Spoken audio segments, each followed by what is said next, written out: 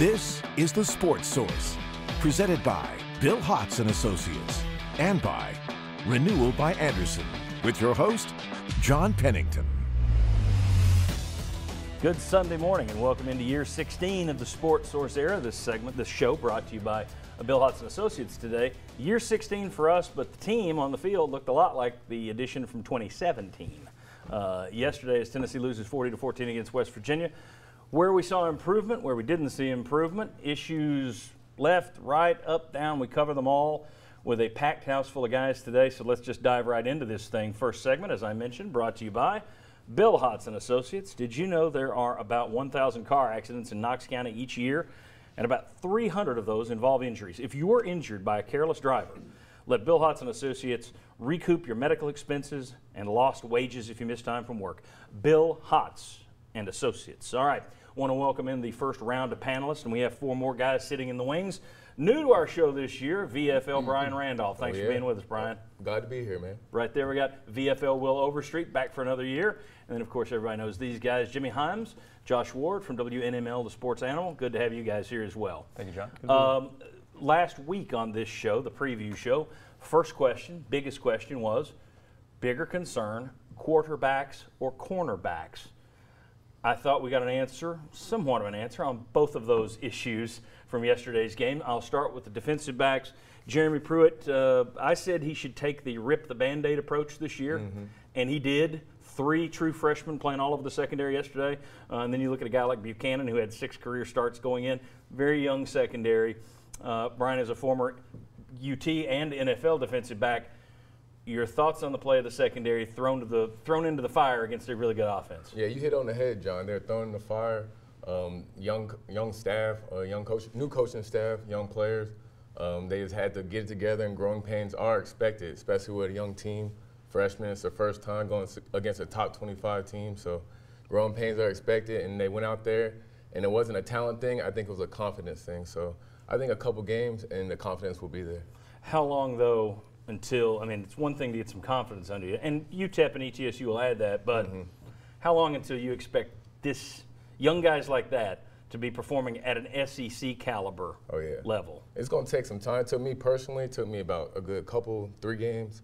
But my first SEC game is when I really started learning. So I feel like it'll take to that Florida week is when we're going to truly know how good we are. Okay. Well, Jeremy Pruitt made that comment last night after the game. He said he expected the guys to get torched a little bit, but they'll be playing better in October for taking their lumps now.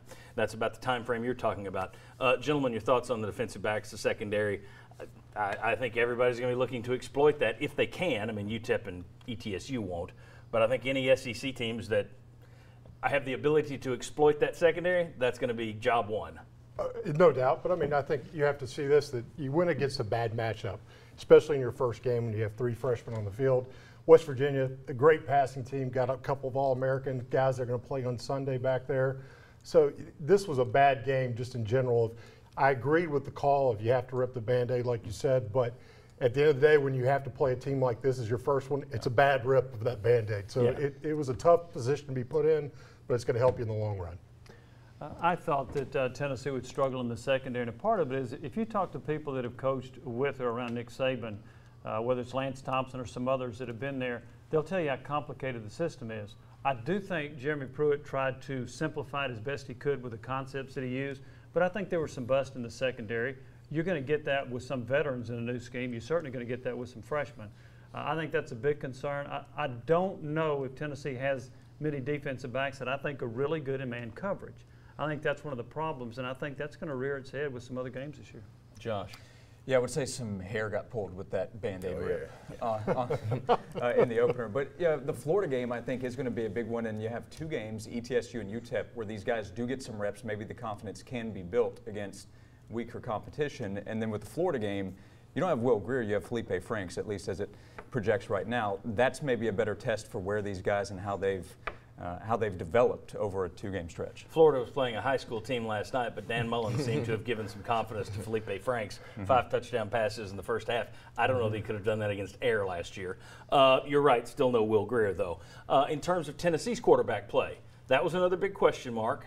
I don't know if you guys agree or not.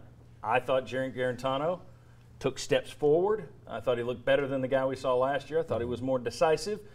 Not a finished product by any means, but I thought that's certainly good enough to avoid a 2-quarterback system. If he plays that way the rest of the year, I think you've helped your team. Agree, disagree? What were your thoughts on Jarrett Guarantano? John, I agree with you. I thought in particular when he was throwing some of the timing routes, the quick outs or the slants, I thought he was on target. I thought he had some zip on the ball. I thought he was more decisive in what he did. I think that he has made progress from last season. I think he's got the receivers that can help him along the way. While he wasn't perfect, I liked a lot of things I saw about Guarantano yesterday. He didn't look like he was too scared to play. There were a couple times last year when the bullets started flying, he didn't look like he could make decisions in the right amount of time, and he looked a bit like he didn't know what was going on. Part of being a freshman, but he looks like he's made some steps. He looked like he was confident at times back there. Even when he was taking some hits and getting some pressure, he still was making good decisions and looked like a guy that can be a good college quarterback. Never got gun shy. Right. I thought, which we talked about on radio Wednesday with Jimmy. Last year, you didn't see much improvement from his first game to his last game. How much improvement are you going to see year to year? I thought there was sizable improvement. Brian, your take on Jarrett Guarantano? Yeah, he definitely handled the new system well. He seemed like a veteran quarterback out there, but what stood out to me the most is his toughness. He stood in the pocket. He took some hits, but he made the throws. So that's impressive to have a quarterback that's willing to sit back there and take some hits. I'm sure the teammates noticed that. Gary Danielson kept pointing that out yesterday. That the guys on the team appreciate the fact that you're getting your bell rung time after time and keep getting up. Josh, your thoughts on Guarantano and his performance? Were you as positive as we were? Yeah, think about the very first play. The very first play, Jarrett Guarantano takes a hit where I'm sure he was not expecting one. And that told him, I'm probably going to get hit again the rest of this game. And he stood in there. He also did what the coaches asked him not to do, and that's not make mistakes, not hurt the team. I think that's the first thing that has been demanded of these quarterbacks by the coaching staff is don't hurt us. And Jarrett Guarantano did not hurt Tennessee. Still need more chunk plays. It's game one, and West Virginia's not a great defense, but still need more chunk plays. You don't see them going over the top with much great – they didn't go over the top a lot yesterday. Certainly didn't have great success. There was one deep ball that they completely missed on.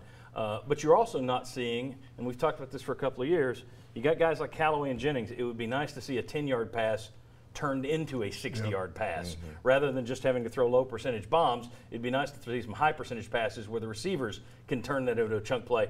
So you want more big plays, but that's kind of a two-way street. Part of that is Guarantano hitting deep. Part of that also is your wide receivers making things happen, something that used to happen with regularity when this was wide receiver U. Thanks to these guys, when we come back, we're going to add in a couple of more panelists. Bob and Chuck will be out here. Were the offense and defense what they seemed? Should we grade on the curve or not?